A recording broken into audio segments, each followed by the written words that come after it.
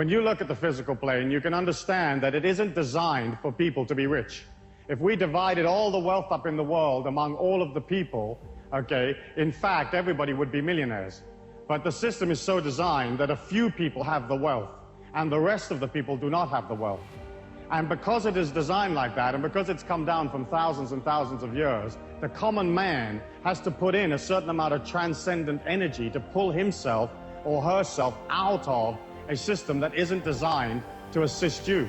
The way that the system is designed is that if you work really, really hard, it will spit out just enough cash to keep you just above what I call the revolution level. You know, where you're not out in the street tearing the system apart, but they fed you just enough to keep you going so that you don't blow away the system. The world that we live in is just owned by a few people. You know, let's say 500, 1,000 families own the entire world, okay? And they also own the governments, they own the societies, they own the banking systems, they own all the financial institutions, they dictate what interest you'll pay, how much rent you'll pay, what mortgage terms you will receive, you know, what your car payments are. They decide everything for you. And they also decide how much money the average man in the street will have. And if you are, let's say, a small businessman and you've opened a business, you're going to open it in that kind of energy pattern, in an energy pattern of control, restriction, keep everybody bottled down, give them a little bit so they don't revolt, but don't give them too much, because we don't want these people coming up out of the pack, becoming too self-empowered and starting to take away the control that the big people have. And so as you look at that, if you open a business and you're this small businessman, if you've got a creative idea, you can only earn money from the energy of those people around you. And if all of those people are like close to starvation or just making it through or just squeaking through, how much disposable income have they got to buy your product? And so we're all affected, whether we're independent business people or whether we work for one of the big institutions or we work for the system, we're all basically affected by the fact that the whole thing is not designed for the common man. And you've heard me say that many, many times in this seminar and in other seminars, that the world is not designed for the people. It's designed to keep the institutions up. It's designed to keep the philosophies up. It's designed to support the governments. And you, as the ordinary working people, are always sent the bill. You get to pay for everything. If there's a mistake, you get to pay for it. You know, if there's some kind of disaster, you pay for it. And as you look at that, you can understand that the only way that you can pull out of those feelings and out of this conditioning that basically is absolutely designed to hold you down is by you having a force of will that is stronger than the force of will that is trying to control you. And for some of us, that's how much effort we have to put into becoming financially independent, mastering money. Because our societies do not teach us power. They teach us that we are weak, that we have guilt, that we're useless, that we're supposed to support everything else, we're supposed to send money to everything else, that none of this is really for us, and that if we do too well, somehow that pulls us away from being godly or righteous or good. When you look at the physical plane, we are here as these transcendent beings, as these infinite beings inside a body, and you have the ability through your thought forms and through your feelings to absolutely redirect and change your life. I believe that you're not your body, that you're not your mind, that you're not your sexuality, that you're an infinite being inside a body, and that you took on the limitations of the physical plane in order for you to be able to transcend them. But my way is, I feel, more fluid and simpler, and that's basically to work upon your intentions, to work upon your concentration, and to move into a pattern that allows wealth to come to you naturally. Because the other system where you're sort of scratching and biting to get money, it's almost like your wealth means somebody else's poverty. Where my way is, you can become wealthy and then allow everybody else through your wealth to become even richer. It's not like there's any limit to how much is out there. And it's not like there's any limit to how much money you can have. There are millions and millions of dollars every day that are lost and left lying around, and people die and they just leave it in little sort of carrier bags someplace. You know, there's millions of opportunities for cash at no effort at all. And it's not like you becoming wealthy is going to detract from somebody else at all. Because we're not living in a finite world. We're not living in a world that only has this much resources or this much wealth. There are more resources to be discovered. There are more creative ways of doing things. There's always an ever-expanding amount of wealth. And what you're doing as an individual is, you're saying, listen, I'm happy to concentrate on making money because I understand that if I don't concentrate on making money, I won't have anything. If you concentrate on money, you get money. But of course, the societies and the way we teach our children disengages them from money. It disengages them from having wealth because we teach our kids, hey, it's not okay to be wealthy. If you're doing splendidly, then your splendidness will help others because you'll be doing economic things, creative ideas, you'll be spending your money, hiring people. You know, you're helping the world by becoming powerful. And yet we look at a physical plane where everything is designed to not allow us to become powerful. Well, let me ask you a question. How many of you here think that you have to work hard to make money, or you've been taught that you have to work hard to make money? Let me see your hands. Okay. You see, they sold you that. They sold you that. The people that run this circle of activity, okay, sold you that because they wanted you to work for them. You know, they wanted you to work hard for them, okay? And so basically speaking, we buy into that. Working hard is honorable, or working hard is how you make money. Making money has nothing to do with working hard. It's nothing to do with effort or struggle. It's mostly a matter of being balanced and organized. And as you begin to center on your creativity, people show up that want to be a part of that creativity, want to be a part of that action. They feel your security, your strength, and they sign up for it, and they pay you for it. So it's a simple transference of energy. You transfer them an idea, and they transfer you another idea called money. And the mastery of money for me is, as I said, not necessarily becoming very, very wealthy, but being in control. So you spend less than you earn, and you earn enough to buy yourself all the experiences that you're ever going to want on the physical plane. When you think about it, you create a creativity, you create a product or an idea, it's energy. It comes from consciousness. Then you take it out to the people, they respond to it positively, and they give you money, which again is energy. Money is neither good nor bad. You know, the folk that said that money is the root of all evil, or the love of money is the root of all evil, they just didn't have any. Because you've got to have money to get through the physical plane. They're looking for individuals that are prepared to push against the system without confronting it. Because the system will never look after you. You know, it's not designed to. And if you look at the history of man, all the governments have let all the people down all of the time, you know? And if you don't believe that, you don't know anything about history. You know, you might want to repeat it after me. All of the governments let all of the people down all of the time. Because basically speaking, governments are individuals that are looking after their own interest. You know, they're looking after their own power unit. They're looking after their own election. They're not worried about whether you're making your mortgage payment, you know, in downtown Arkansas. They could give a damn, you know. They are just worried about their own position. And they get to play the game, and they get to spend your cash, and then they send you, as I've said before, this love letter called the tax bill that you have to pay for their creativity. They don't actually create any wealth for themselves. The wealth of the nation is the individual man, the individual female, the working people of the country. We create the wealth, and they just get to play with it. You know, and the way they play with it is they get to spend it pretty much any way they like. They get to bill you anytime they want to bill you. And if they run out, they just print some more. And so we're looking at a situation where the whole of the circle, the whole of the people that control this circle, the families that run the world, they have a control of the money. And money to the common man is life force. It's God force to a guy that doesn't have a spiritual quest, a person that doesn't have a quest or doesn't have a belief in any kind of higher transcendence. Those people that are purely in the physical plane, money is their God force. And once these people got control of the money, they could control the life force for the world. And then they could control the destiny of the world. And there's none of you here that haven't been controlled by the big families that run the world. Because they decide everything, from the price you pay for a shirt to how much you pay to go to the movies. Everything is decided, and the whole system is designed not for you not to come out of the pack. And as long as you remember that, now you can push against it, and you can say, gosh, that's dreadful, you know, that's awful. Why have they designed it like that? They designed it because they're into control. They're into making sure that none of us ever get out. Okay, and you can push and you can rant and rave and you can have your little placard and you can go down to DC and stand there in front of the White House and it won't do anything for you. The only way you can win your freedom is to have enough cash to pull out. For you to become powerful, to have enough money, you have to begin, first of all, to look at what's stopping you getting money. You know, what are these feelings inside of me that don't allow me to be wealthy? Because for you to be wealthy and to become wealthy and to have people show up and they want to share their wealth with you, because there's only one place that you can get money, and that's from the other people in the physical plane. Because we're the only people that believe in that stuff, okay? You can't get it from any place else other than the other mugs in the game with us. And so we have this energy that's absolutely neutral, and you have to create an energy from within yourself and then get these people to come along and give you the cash. How much money you make is exceptionally intimately linked to how good you feel about yourself. Because it's a function of the ego to devise a system for its own survival. It's a function of the ego to try to win acceptance from the people. It wants you to love it. You know, you want people to come up to you and love you. And so what happens is, as we go out into the marketplace, we have a tendency to sort of charge less or not charge anything at all, just to win people's acceptance. And that's the same thing about being sucked into what people think about us. You know, if you're not sucked into what people think about you, you just go about your life, what they think about you is their problem, not your problem, then you can begin to charge what you like for your services. And if you're coming out of energy, and you're coming out of love, and you're coming out of transcendence, you're basically selling a higher ideal, and there isn't any limit to what you can charge. But so often you'll do an incredible job for somebody, and they'll come up to you and they'll say, how much do I owe you?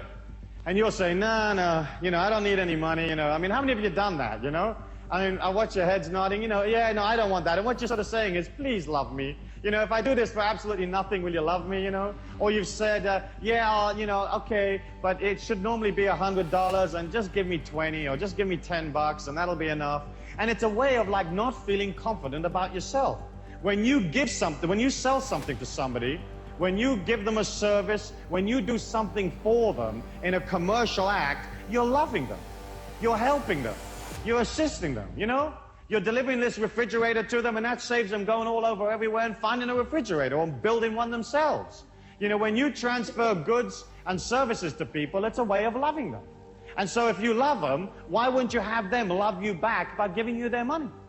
You know, if you come out of energy and you come out of dedication and you come out of service, there isn't any limit to how much you can charge within reason. And I don't believe in rip-off, or I don't believe in overcharging, but I certainly don't believe in undercharging. You know, and so many of you don't charge enough. You don't charge enough for your labor, you don't charge enough for your products, because it comes out of like that self-image that says, oh gosh, I'm not really worthy for all of this, so I really shouldn't be charging that, or they're not going to love me if I don't charge, you know, if I charge so much. But in fact, when you can see the transactions that you're involved in life as energy, then you're not involved in the emotions of how much things cost. It's a fact of the commercial world that the more quality you put into something, the more you can charge. And at the top end of the scale, you know, you can charge anything you want. When you can subjugate your ego and put that underneath the ego of your customers or the people that are pulled to your life, then you have the ability to serve them. And that doesn't mean that you're going to lose any sense of identity inside yourself, because you're not. But you're going to come out of loving people by serving them. And serving them is like looking them in the eye and finding out what they want. You've got to remember that you're dealing with a person who's maybe scared or lonely, or their body aches, or they have a need, or they need friendship or company or whatever they've come up for. Because what they've showed up for in your life may not necessarily be the product. You know, it may be some totally different reason. They've come around for healing of one kind or another. And if you can put yourself underneath them, then what happens is they feel your support. And there isn't a person out there that doesn't want to be supported, that doesn't want to feel more secure, because the name of the game out there is basically feeling insecure, feeling scared, feeling fearful about the fact that you don't necessarily control life. And so there you are, you're this confident, smiling, heroic being, and you get up underneath the person and you come out of service. And so as each of you begin to look in terms of like developing a way of becoming independently wealthy, or developing some kind of creativity so that it gives you more wealth, all you really have to do is serve. And serve is energy. And the people give you back another energy called money. And then you go spend that on the experiences you like, which is again energy. And I think that's vital, and that to me is the key. That there isn't anything more than just coming out of service, coming out of being organized. You know, and being organized is a simple thing. You just get organized. You get, hey, what do I need to make this business work? You know, what are my customers going to want? And when you can subjugate your ego and put yourself in the mind of the customers, in the mind of the people that are going to come to you, then it isn't a problem to figure out what they're going to want. They're going to want to be comfortable. They're going to want to do it quickly or reasonably quickly, whatever it is. They're going to want it to work. They're going to want to be able to have value for money. They may want more than one way of paying for it. But basically speaking, what do they want? And then if you begin to concentrate on making it clean and fresh and beautiful, people respond. Why is this money mastery thing so important to you? The reason it is because we're living at a critical time in the financial history of the world today. We're looking at a banking system here today in the United States where the liquidity of these banks is on average only 6%.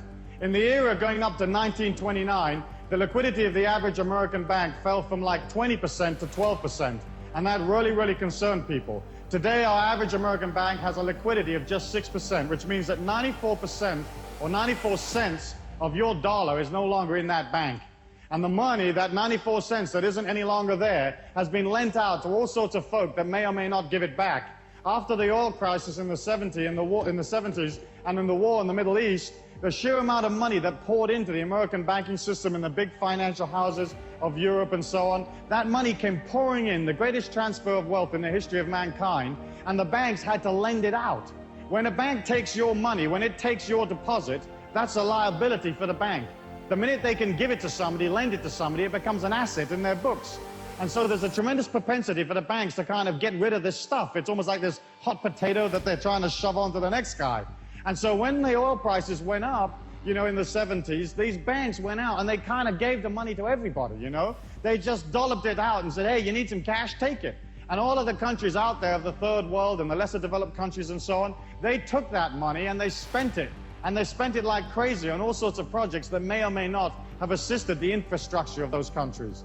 And now we're looking at a situation where it's tremendously difficult to get the money back from those countries.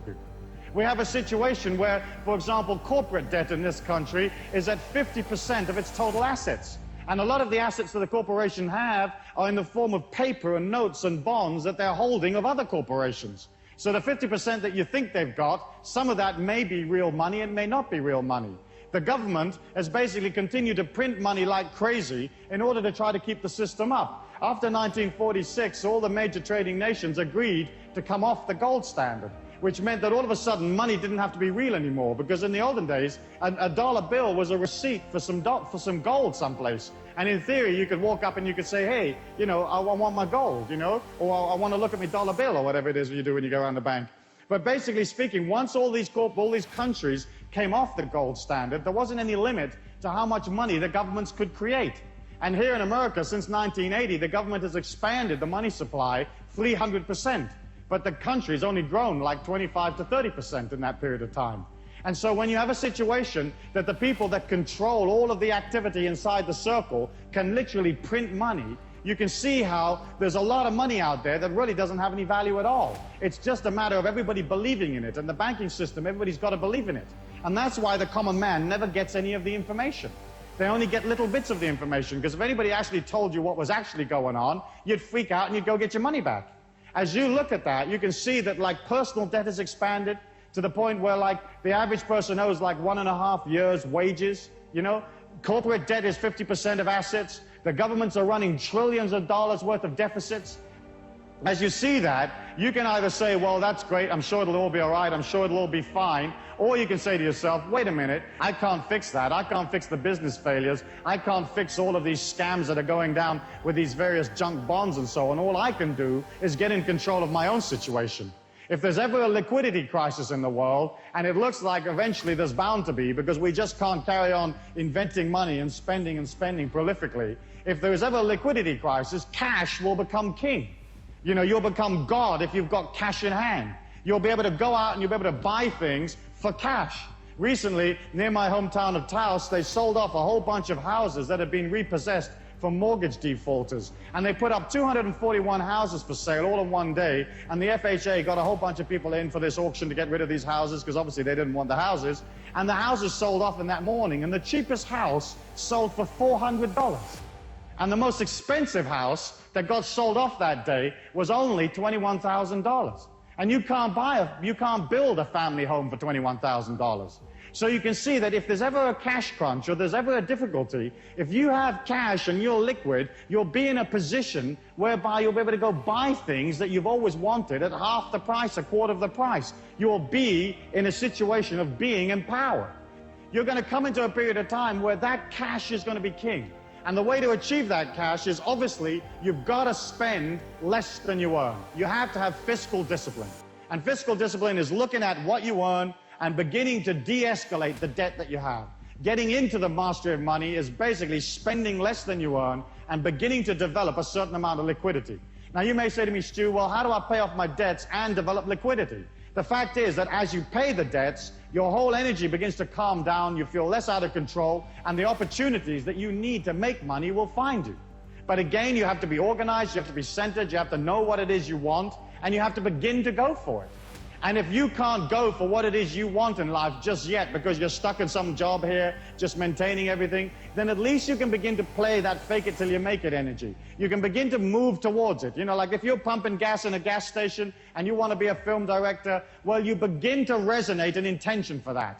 And you go to film school in the evenings and you buy books on film directing and you watch films and maybe you join an amateur filmmaking club, but you're moving towards your goal. So often people find themselves like down here and they hope that they can pull their energy up to up here and they never make it. You have to move towards whatever it is you want, and as you move towards, it's almost like the energy comes around you and supports you to get what you want.